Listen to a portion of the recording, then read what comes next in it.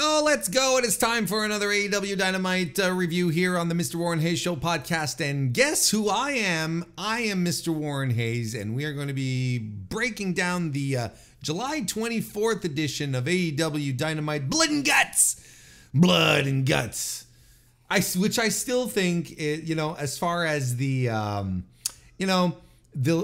far as this little tidbit of the lore of AEW, this will always be one of my favorites. Them naming an event that a yearly event, turns out, off of an interview that Vince McMahon gave to, I don't remember which newspaper. Wasn't it the Toronto Sun or something like that? Anyway. And they said, where Vince said, that they don't do blood and guts, and that's the attitude that got me into AEW in the first place, and that sometimes I wish was back. Because I don't know, guys, gals, and non-binary pals. I'm not. If you're hunkering down right now, sitting on the couch. Let's say you want to blast this on your television screen in your living room, and you're sitting down on the couch, and you have a nice frosty, bubbly drink, and maybe with a snack, where you're like, maybe you're just before you sit down to do some chores, and you're like, I'm excited to hear what Warren has to say about the blood and guts stuff. And if I'm telling you right now, how about this for a preamble? If you're waiting for if you're jumping in here for a rapturous review of Blood and Guts, where everything was great and fine and it was all awesome from head to toe, you might want to move on. Maybe it's not good for my view count. Maybe I'm shooting myself in the foot, but I prefer to be honest with you. Other than use setting in and doing and getting ready to listen to this and then get mad at me. If you want to hear why I didn't, I may have some reservations, some quibbles. I have multiple quibbles. And when you have too many quibbles, then it turns into a problem. I always feel you can have, a quibble or two, but we can reach a point where you get too many quibbles, and then those quibbles become problematic, and then they sour everything. So if you want to hear what the quibbles are, to then argue with me, come back with some counterpoints, that's fine. That's fair, actually. Please do. But I'm telling you, if you're sitting in to expect, a glowing review, that's not what you're going to get. You're going to get something that's quite balanced, and maybe balanced not on the side that you're expecting. I think that's a great forewarning. How about that? Hey, if you're still here, consider a like on youtube.com/MrWarrenHayes, which is where all the magic happens, or a 5-star review of an Apple Podcast, or a 5-star rating on Spotify if you're listening to this on the audio side of things. Because if you're still here, might as well do it. If you haven't been chased away, good for you. How about that? How about that for an open mind? It's my feeling for the show overall, really. It's like, I didn't hate this show. I don't think it was a good show. I don't think it was a terrible show. I don't think it was a bad show. But there's enough stuff here that just took me out of it and makes me question, how much I really do trust AEW moving forward in maintaining this aura that it is an alternative, And it's weird sometimes, and look, maybe some of you are going to roll your eyes at this, but I kind of feel like I was feeling towards the end of my experience watching WWE, where every week there's stuff happening that agitates me. I stick around because there's wrestlers here that I really like, that I love, you know. But, you know, the things that agitate me more and more. And we lose focus more and more from being... We lose focus from being a wrestling show. And then it becomes sort of some weird hodgepodge of something else that isn't a wrestling show exactly, and isn't a full-blown drama or whatever exactly. It's just like something in between that needs to decide what it is but doesn't know what it is. And then eventually, well, I just stopped watching the weekly stuff for WWE, and it made me feel so much better. I felt relieved. Now, I'm not saying that I'm at that point with AEW, but I'm starting to feel that way. I'm starting to feel, especially after shows like this, where it's like, man, all right.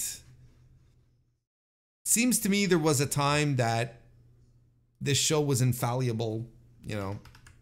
I don't want to sound too dramatic either, because there have been some really excellent and very good Dynamites recently, like really, really recently. But then when you get to the big tentpole event of blood and guts and this stuff happens, well, you'll see. You know, then I'm like, I don't know. I'm trying my best here. Might as well just get into the review at this point, right? Instead of speaking in vague propositions here.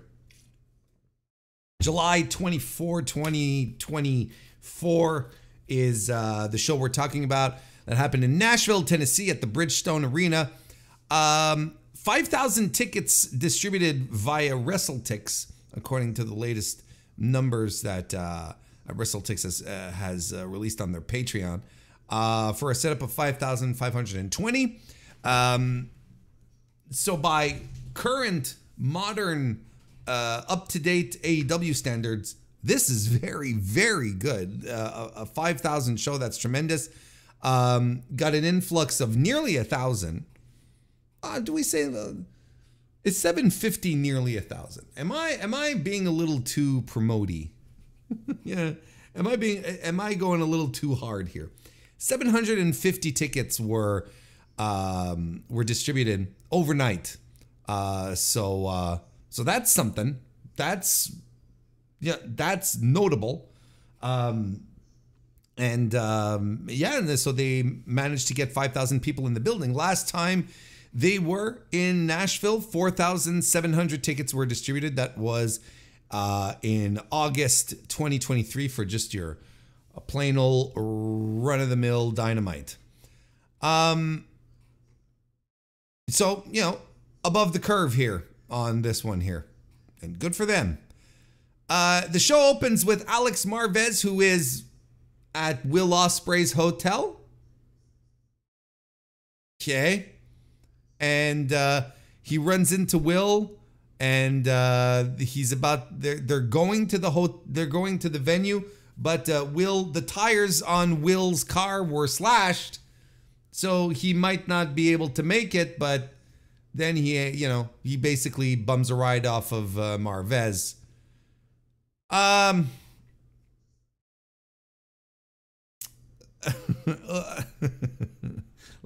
Let's just go through the full opening segment, right? Let's before I myself go any further. MJF comes to the ring. He's greeted by cheerleaders. He puts himself over, calls Will Ospreay's dead grandmother fat. If you did not hear the promo, that is exactly what he did, and I invite you to go check it out. He then says the AEW championship is worthless. It used to cater to the fans. It used to be beloved by fans because it was held by workhorses who tried to get the crowd's affection by working hard. whereas working hard is for poors, and he is not one of us. Therefore, he calls the crowd who supported this belt unpatriotic and treasonous, which is really funny that you would be unpatriotic to America and treasonous if you support hard work. I cannot but not find that funny. I'm sorry. Like, maybe I'm thinking too deep into this, but to me that's really funny. And then he tosses the International Championship into a trash can. He says that he deserves a title that represents himself and the best country in the world. So he unveils, it was already in the ring under under a cover.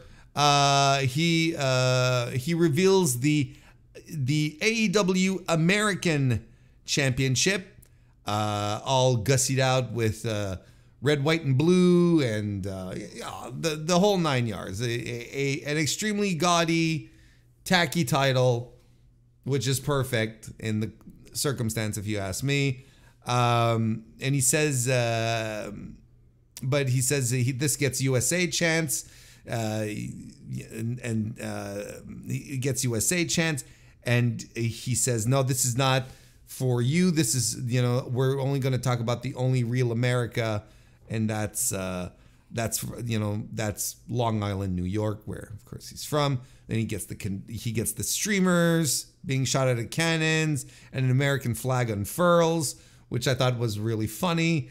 And instead of there being stars on the stars and stripes, it's MJF faces.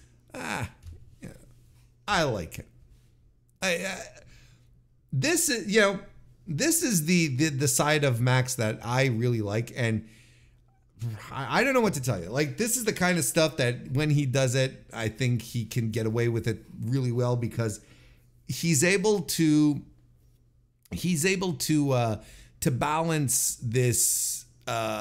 He's able to balance between like really dickish heel and campy, and I don't think he gets enough credit for that. I swear that, there are so many people who are still like suffering from PTSD from 2023 MJF.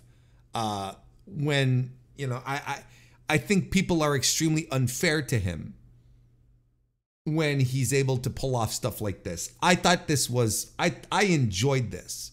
I thought this was good. And then Will Ospreay shows up and runs MJF off, right?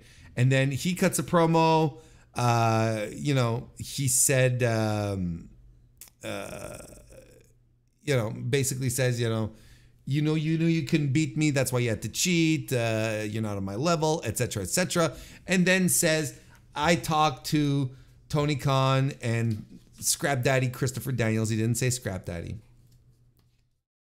but he talked to Christopher Daniels and Will, and he's getting his rematch at All In. So that's the segment, which overall I thought was really good, and I think I got props to Max for coming out at the top of the hour. When wasn't this like the Joe Biden farewell tour was about to start, right? Like, good on him, because everyone is expecting Dynamite to get murdered in viewership, right? What would you rather watch? I know I'd rather watch MJF, but because particularly one thing is I'm not American, so whatever's going on with Joe Biden and Kamala Harris, Kamala, I'll figure it out one day. It doesn't really impact my day to day, as opposed to perhaps many of you. I know I'd prefer to watch a little pro wrestling. Let me tell you, even though American politics these days is like pro wrestling. So overall, the segment was really good. I thought it was a successful segment, not without some quibbles. Here we go. What was the point of doing the hotel tire slash angle if Ospreay's just going to show up anyway? What's the goddamn point? I don't understand. I honestly do not understand. And, you know, he could have just been sitting backstage and waiting for Max to do his thing and then do the run-in.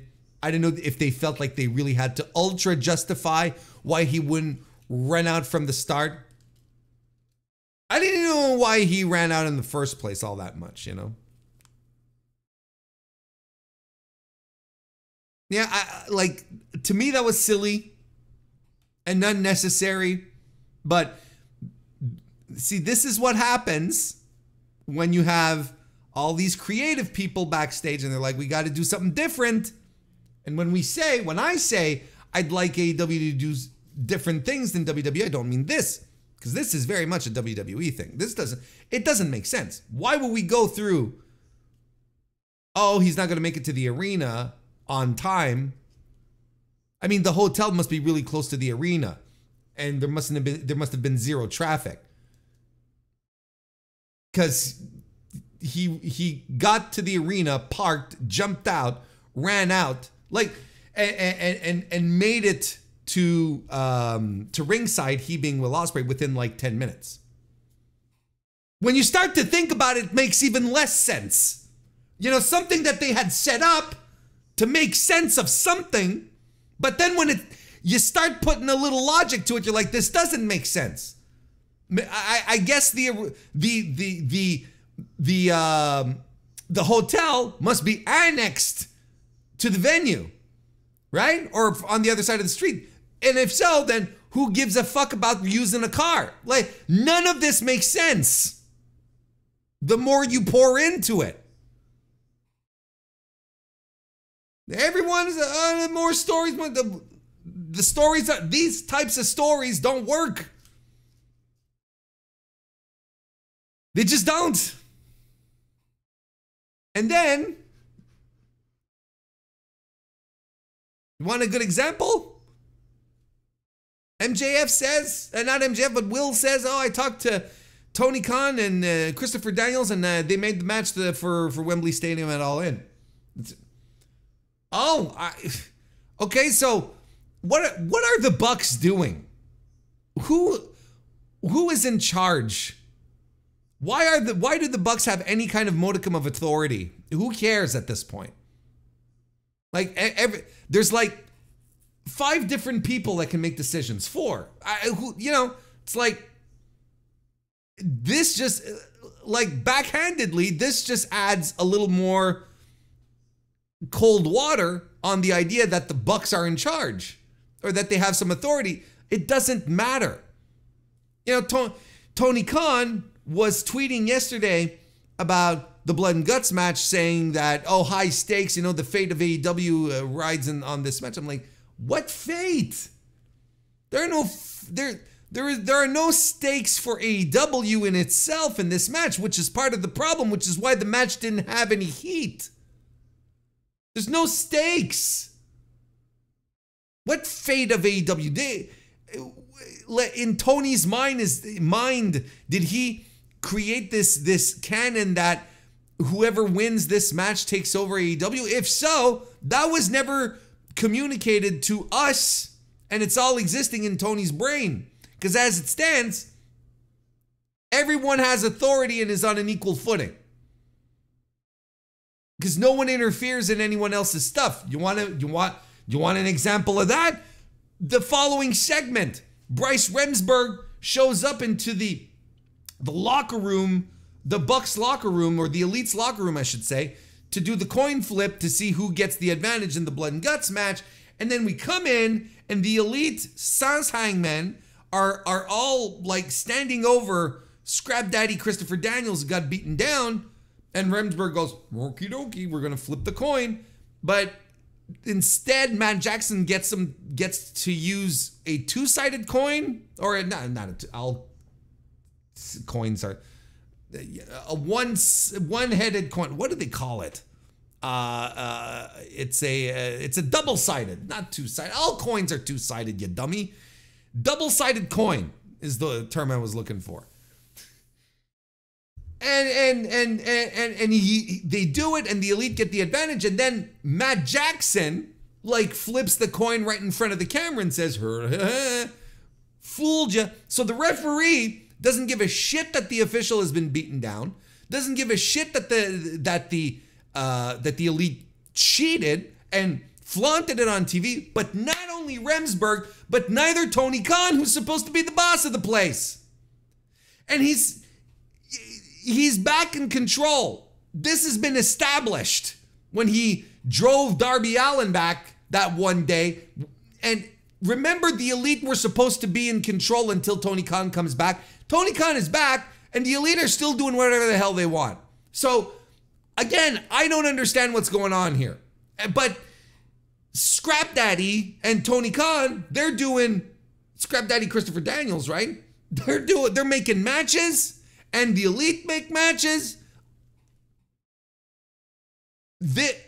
This story, this authority figure thing, as many predicted, and somehow I crossed my fingers and wished upon a star real hard that the Bucks were going to do something different, that this was going to work out.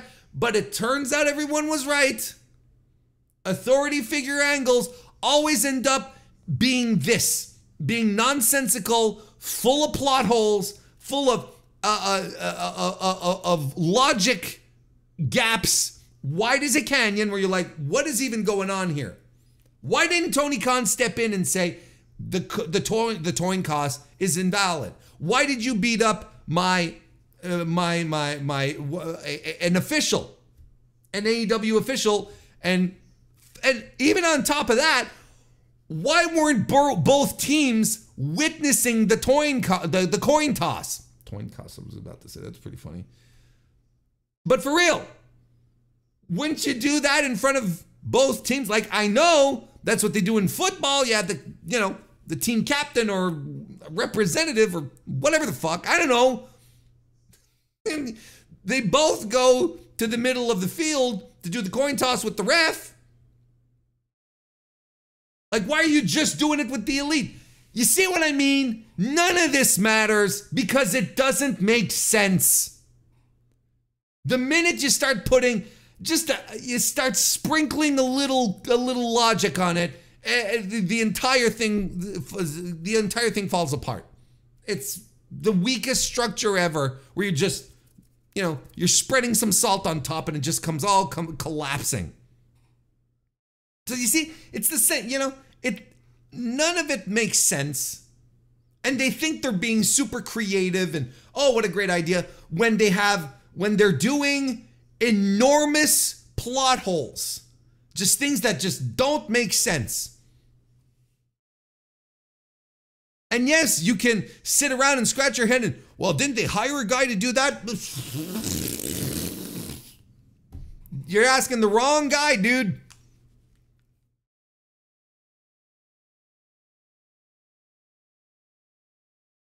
Then we get Chris Jericho defeating Minoru Suzuki for the FTW title in an FTW rules match.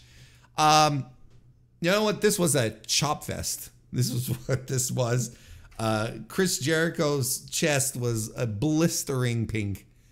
It was tremendous, and it was disgusting how much it was bleeding. Like at some point, I'm like, I am watching a guy whose chest has been legitimately busted open. Not a little, a little razor mark, a little, nothing. He got busted open because he got slapped on it too much. And it started bleeding, and bleeding heavily on top of that. You know how disgusting that is?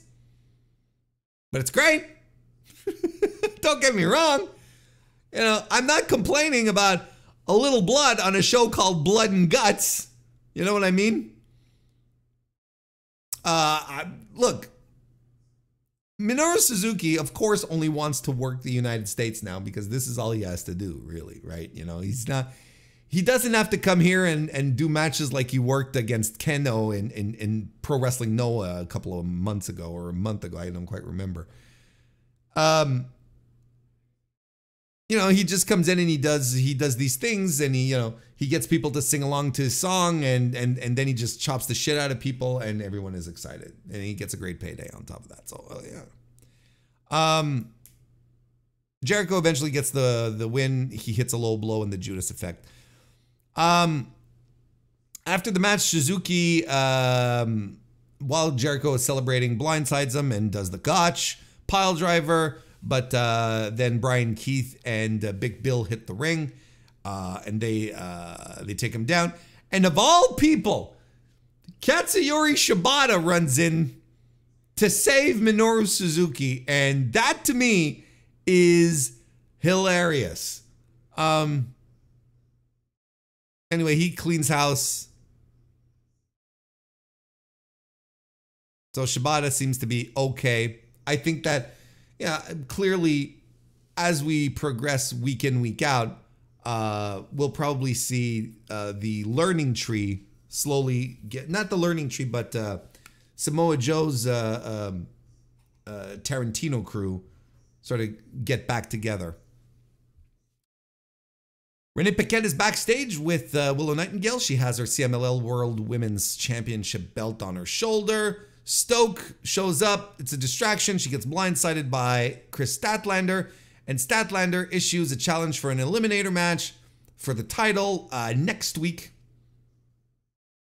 To which, of course, you know, everyone is accepting, and this is what's going to happen. This is fine.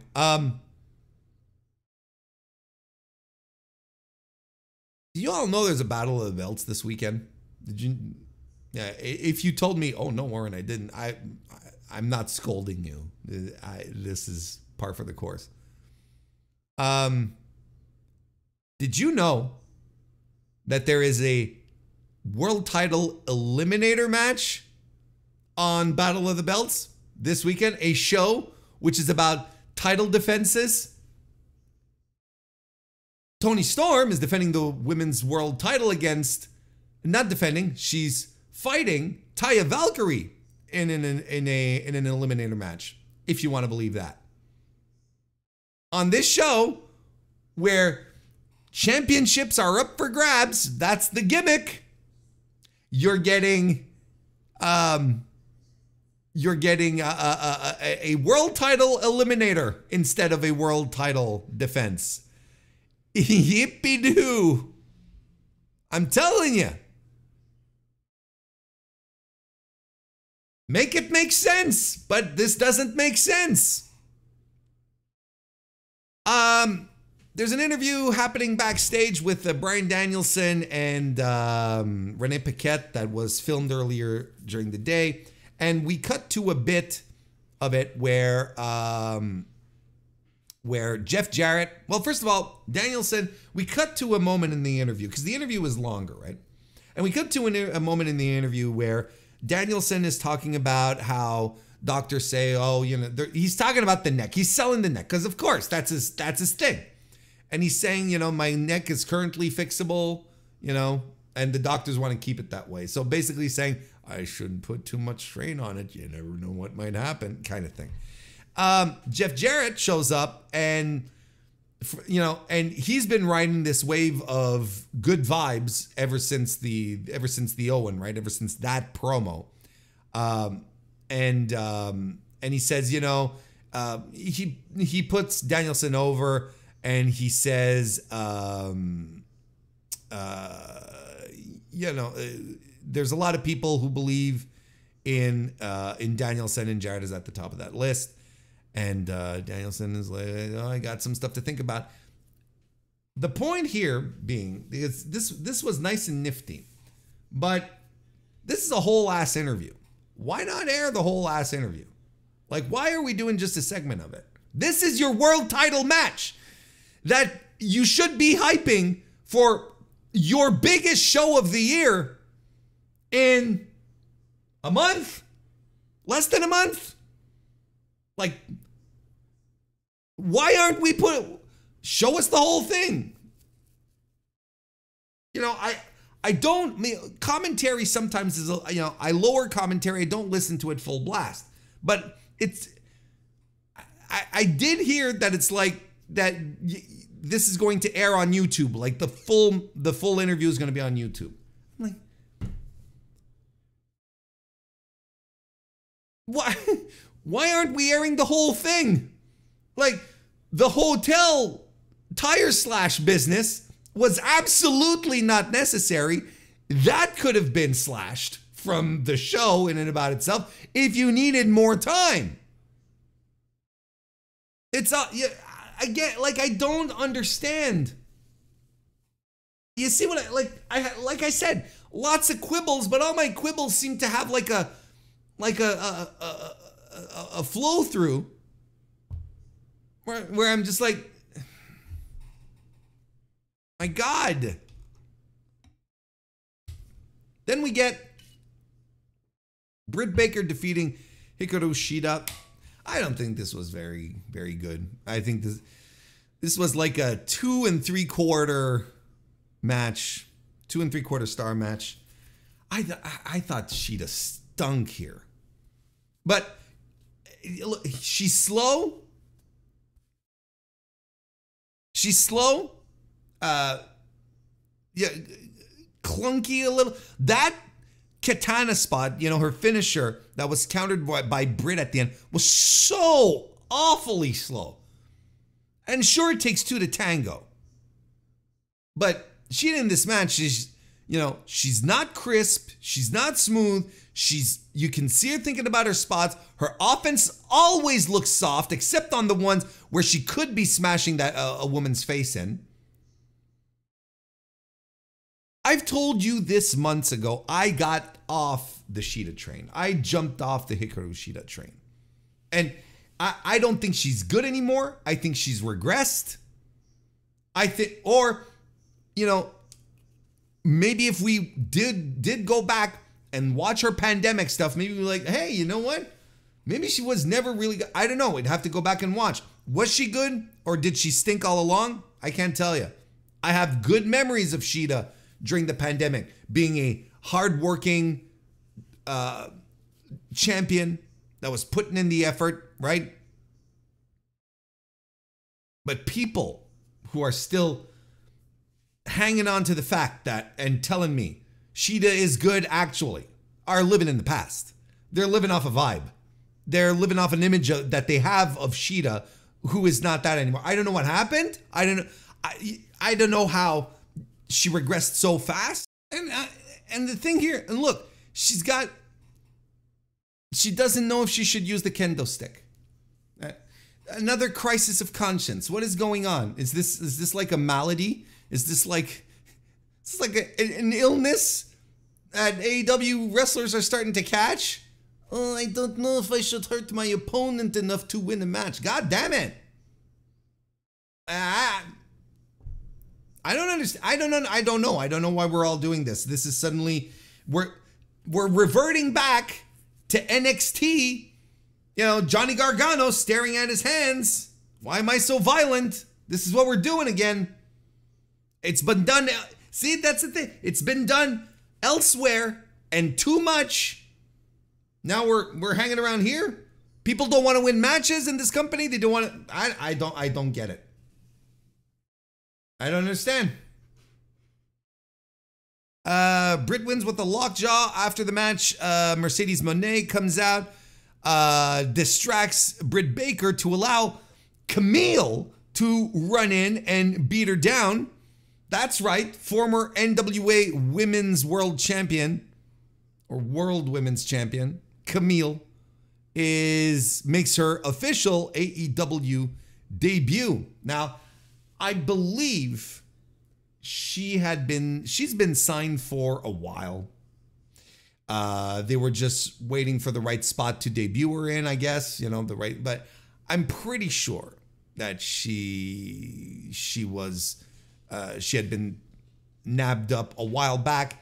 And as far as a debut in a right spot, this is perfect. Are you kidding me? You know, Mercedes Mone having a heater is pristine. That's brilliant stuff right there. I think it's something that will help her tremendously. It's a great part in her heel act right now. Tremendous. And Kamille as a heater, perfect role. Absolutely perfect role. Like, you could not have debuted her in a better fashion. Smartly done, well done as well. Didn't overdo it. I thought that it's great. I love Kamille. I'm a big Kamille defender. That's the folks at Pro Wrestling Illustrated. I'm a big Kamille guy. So I'm excited to see how she's used moving forward here, but that's good stuff. Patriarchy are backstage. They cut a promo as trios champions. They break away. Nick Wayne breaks away and cuts a solo one, then goes after Kip Sabian, who's nearby. I don't know. I think he's weirded out that Kip Sabian is always around, but Kip Sabian also works for the company, so I don't know. Look, it's pro wrestlers. I don't know.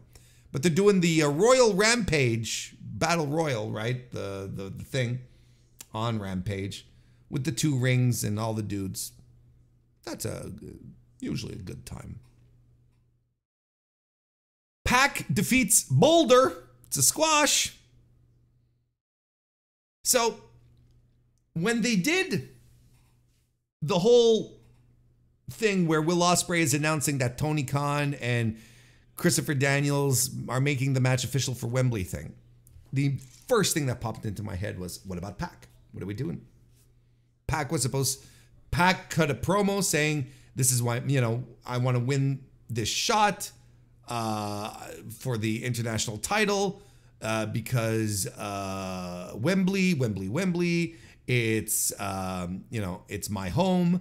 I want my Wembley moment, etc., etc. Now, when that happened, I was like, okay, well, Pac has a match later on. Maybe they'll address it there. Nothing. Didn't address it. And it's really weird because I think you should get this out of the way quick, fast. Because this is going to be a point of discussion amongst wrestling fans until this is settled.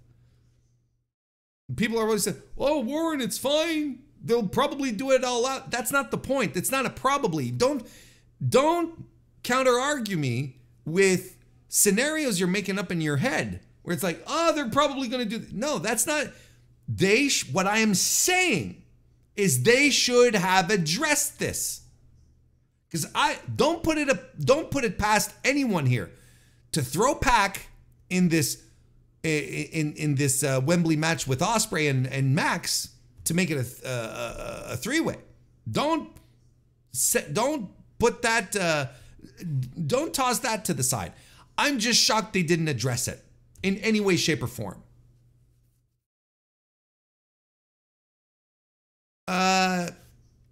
We'll go backstage then, and Team AEW are bickering, and I'm like, why? What is this? Why are you?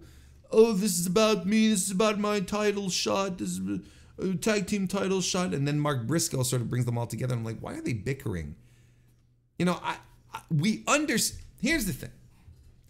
I understand that Swerve here in this group has issues with Darby Allin, well documented, and with the Acclaim. There's stuff there too. So I understand that they all have levels of mistrust, but it all links back to Swerve. Why wasn't this built a little more? Why wasn't this? They mentioned it. They talked about it.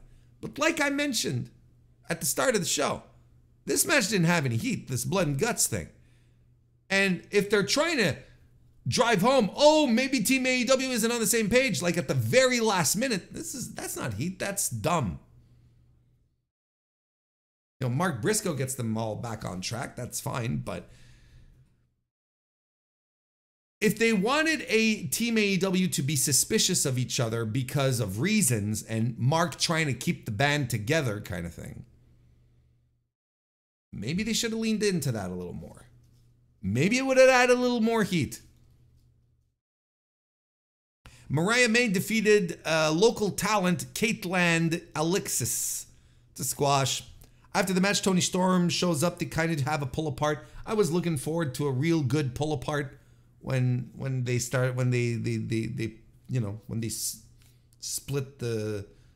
security arrived and they split both girls apart, and I was looking for them to, get back on each other. You know, a good pull apart. It was fine. Don't get me wrong. But I was kind of like, all right, let's go, let's go. Like, I feel this feud after Mariah's, do we call it a bomb? What she did last week? Her unsuccessful promo?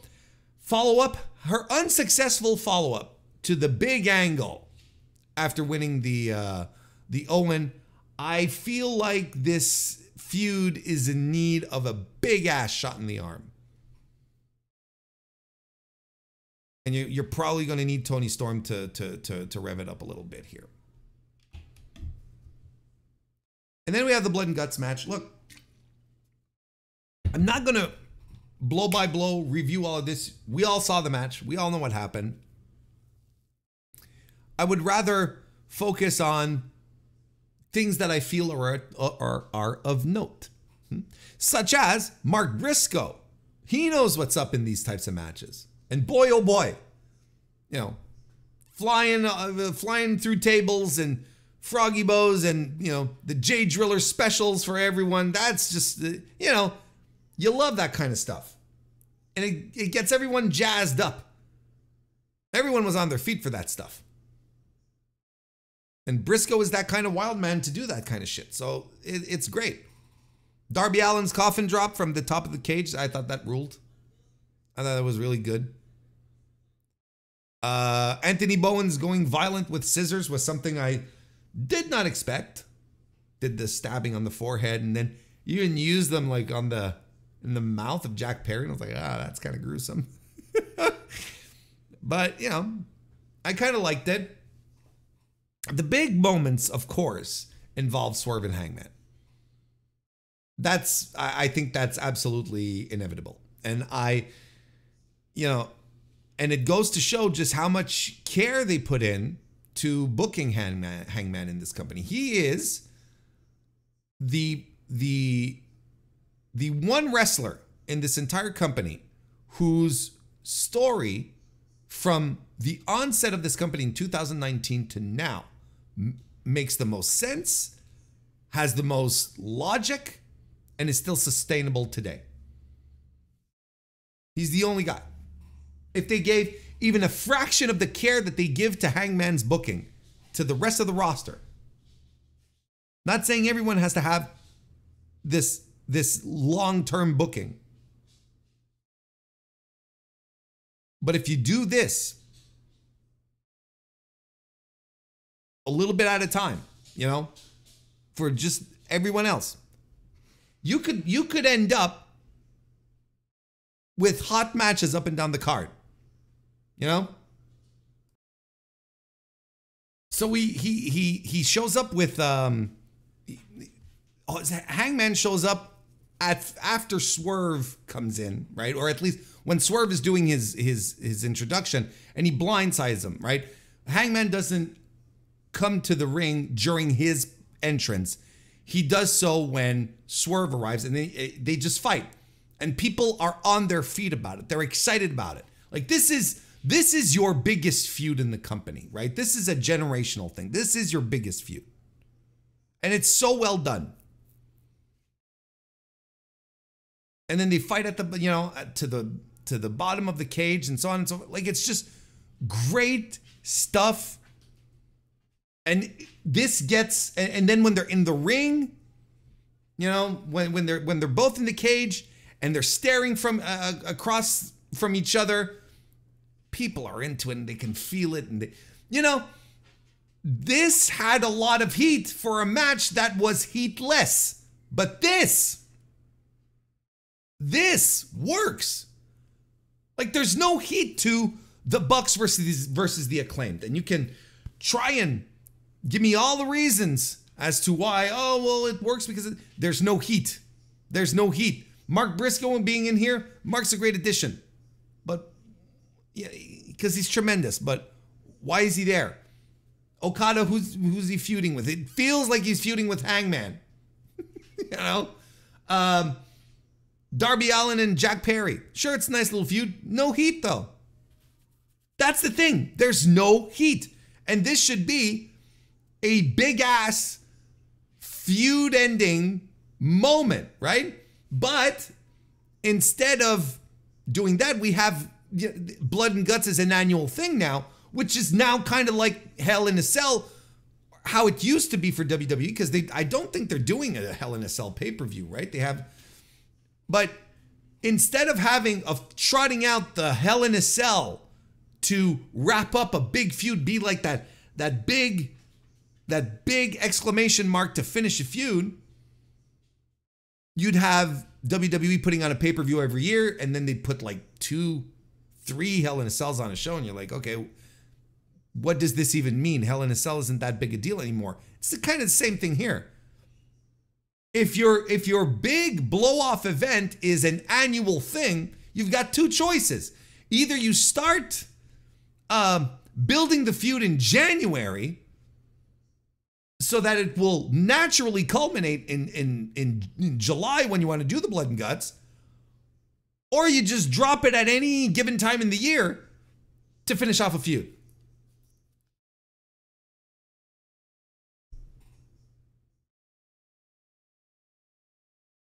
Because there's no heat, folks. I'm so sorry. There really isn't.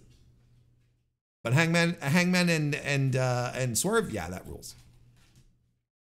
They do the Tommy Dreamer Raven spot. They being these people, tying up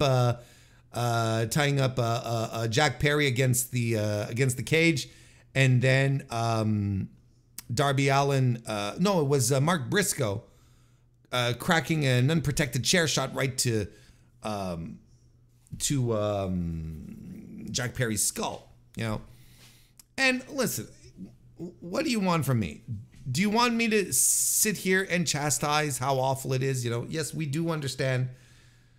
We do understand the risks of doing chair shots to the head.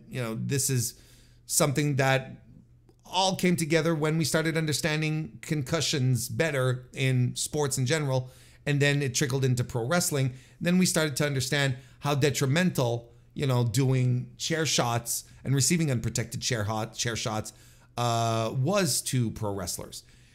So, we understand that, and I think it's naive to think that wrestlers don't understand that either. And if Jack Perry wants to take an unprotected hair shot to the skull, what do you want from me? He is a grown man. Suddenly, like, this is becoming a referendum on whether AEW is unsafe or not. Sure, they can absolutely call this down. And I'm sure this was a topic of discussion backstage, and there were probably some heated exchanges between people backstage as to whether they should do it or not. But ultimately, look, they said, okay, let's do it. These are all grown adults. So I don't know what to tell you. I can't be holier than thou in this situation. And maybe there was a time where I would have been, but where I would have sat down here and said, this is unacceptable. It is a terrible, it is a terrible situation that happened here, and this should not be emulated. And so I can't do that. Not when I take a step back and I realize that these people are adults. These people are everyone involved, not just Jack Perry, everyone. So if everyone's okay with it, if ultimately the booker goes, I'm okay with this, then do it. Now, to calm the safety police, AEW rushed to the news cycle to put out the news that the chair that was used was gimmicked. So it's not like really, and I'm like, why do this then? Why are you doing this? I don't care. Yeah, I know why you're doing it. It's so that the Twitter nerds will get off your back. So that everyone will go, oh, well, it's okay then that the chair was gimmicked, right? If the chair was gimmicked and it made people feel angry like that, fantastic. Mission accomplished. You did what a chair shot to the head should do. But no, now you have to come soften the blow and make sure that everyone, all these safety police types are like all okay. And they're like, oh, it's fine.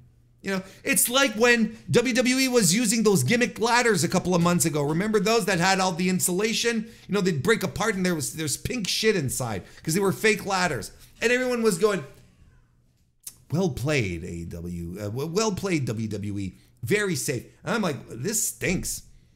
Like, ultimately, if you're removing the illusion of danger in pro wrestling, you're like... Because there should always be illusion of danger. But when you're exposing, there we go. When you're exposing the illusion of danger, when there's no real danger, it takes me out of it. I don't know why. I don't know why they felt compelled to go and hit the media and say, oh, no, it was a gimmick chair. If the gimmick is for Jack Perry to get a chair shot across the head, like one of the most taboo things you can do in pro wrestling in 2024. If the idea is for him to get cracked across the head with a chair and people are supposed to be upset about it, they're supposed to cringe. Mission accomplished. What are we doing? That's great, actually. But then we have to go soften the blow. Boo. That stinks. And this is, I swear, they're too much, AEW, too much on Twitter, too much listening to the worst people. And that's why we get shows like this here where are full of quibbles because you're trying to please a bunch of people who will never be pleased because they will only move the goalposts and never watch your show regardless.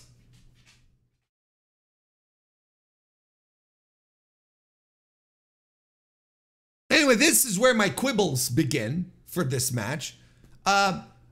They tell Hangman to get in the ring, right? The Bucks. I mean, all this shit on the microphone is so lame and cringe. You know, it's like nothing that was communicated with a microphone in this match required the microphone.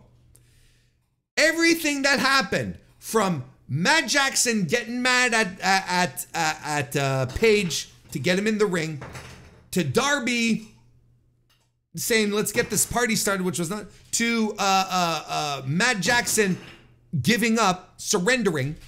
None of this required the microphone. This could have all happened in ring with wrestlers doing wrestling things and conveying the story through their actions, their emotion, their emoting, as opposed to emotion, but the emotions too. You know, doing what pro wrestlers do. This felt overweighted and contrived. And it brings down the energy because people are going, woo, woo, woo. Oh, wait, shh, what is he saying? All right. It wobbles your energy. First and foremost. Second of all, they're telling Hangman to get into the ring. To start the match, right? Is it get your ass in here, Hangman, or you're fired? And because he had chained Swerve to the outside of the cage and he was beating him up. So Hangman gets into the cage and they start the match. But the match starts when everyone is in the ring and Swerve was never in the ring. Make it make sense. This is dumb. And then he does eventually get in. Swerve does. How does he get in? They have to snip the chain link. They get cutters and they snip the chain link. And once the chain link is off, he gets in. But then what happens? People start going in and out of the ring willy-nilly. It's like, I can't believe that I'm having this conversation again. Where it's like, how is it that this is the new thing? Having cage matches that don't stay in the cage. This is happening far too often. And AEW, WWE, where it's like, there's always action spilling out. There's a door being open. You know, the fucking Elimination Chamber in February, you know, the door was open and AJ Styles made a run in or whatever the fuck. It's like, what's the point of the cage? What are we doing? Why are we getting in and out of the cage? Willy-nilly. with whatever reason, because the door was unlocked, because we were able to bore a hole through the chain, or part of the meshing fell off. Like, there's all sorts of great reasons for it to happen. But why is it happening? Why are we doing this? Can't we just have a cage match that happens in a cage? And Jeff Jarrett comes to ringside. Look, and I get it. Like, you know, he comes on to remove the cuffs off of Swerve and El Kabong Cutler. But I understand why they did this, because it's not Memphis, because it's Tennessee, right? He's in his stomping grounds, right? So I understand that he's in Nashville. He wants to, you know, he gets the local pop. That's fine. But these things are already like borderline overbooked to begin with, right? Why are we adding so many layers into this when there's already so much stuff happening, and to the point where you feel you have to talk into the mic? I understand. Don't get me wrong. Darby, you know, douses Perry in gasoline and threatens to set him on fire, which urges Matt Jackson to surrender. We've already talked about the Jack Perry stuff. Did I hate the match? I didn't hate this match, and I maybe, you know, someone listening right now is like, oh, he absolutely hated this match. What a loser. I didn't hate the match, and I thought there was actually some good spurts. There's, you know, these things are slow burns. A lot of people don't like, you know, war game style matches. I do. But I get to a point, I get to a moment where it's like, can we just have a war games match? And I think this is the one I've disliked the most that AEW has done so far, even though I still liked it. You know, I didn't hate it. I thought it was fine. The nonsense and the, you know, the in and out of the cage, all that stuff, it takes me out of the match, man. I mean, it's supposed to be two teams settling up a grudge, and I'm already not sold on it because there was no heat to this match. I'm already like weary, going, I don't know how great this is, quite frankly, you know, going into the match, because there's no heat. I don't know if I'm excited, because there's no heat. There's no heat to this match. So already I'm starting off with a strike where I'm like, let's get it over with. And I'm like, okay, hopefully people will do some cool things. And there were some very cool things from the people I expected. The Acclaimed in this, I don't know, what did the Acclaim bring here that was so very special? You know? I don't know. I don't know, man. This wasn't the shining star that I think a lot of people are making it out to be. And I think there's too many quibbles and there's too much nonsense that happened in a cage match for me to go, yeah, this thumbs up kind of thing. I feel like, you know, I know it's a little hackneyed at this point, but in all this restore the feeling talk, I feel like Blood and Guts is one of these matches that is supposed to restore the feeling, but instead we're getting the Bucks doing nonsense, you know, putting together goofy shit, which is, again, very strange from two guys who were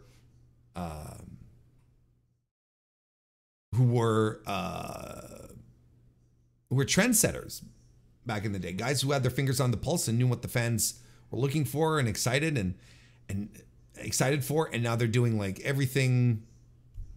They're doing everything.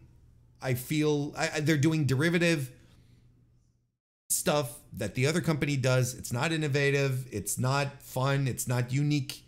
It's all shit we've seen before. I really wished we would have got a good old-fashioned, brutal, violent blood and guts. There was blood. There was guts. It wasn't, you know, cutesy time in the park. But it wasn't, I don't think it was that good. Didn't hate it. Didn't love it. But there you go. That's my Dynamite review. Hope you enjoyed it, because I enjoyed having you. And I hope you pop back for more of my G1 Climax 34 recap and reviews that I've been doing every day that there is G1 action there.